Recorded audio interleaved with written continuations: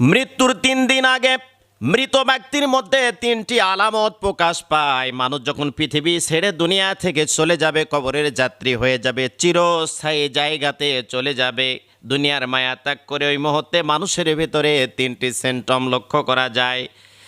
1 নম্বরে হলো খাবার দাবার বন্ধ হয়ে যায়, পরিবর্তন হয়ে যায়। আগে কত খাবার খেত, অনেক খাবার খেত, মুখে অনেক রুচি ছিল, কিন্তু দেখা যায় মৃত্যুর আগ মুহূর্তে এসে মানুষটা যখন বুঝতে পারে আমি আর দুনিয়াতে বেঁচে থাকবো না, আস্তে আস্তে করে তার খাবারটা সংকীর্ণ হয়ে আসে। 2 নম্বরে মানুষের কথার ভিতরে ভিন্নতা দেখা যায়।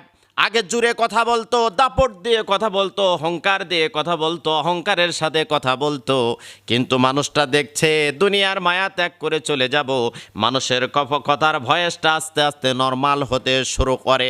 এমনটা বলতে থাকে, যদি মা মারা যায় তাহলে বলে বাবা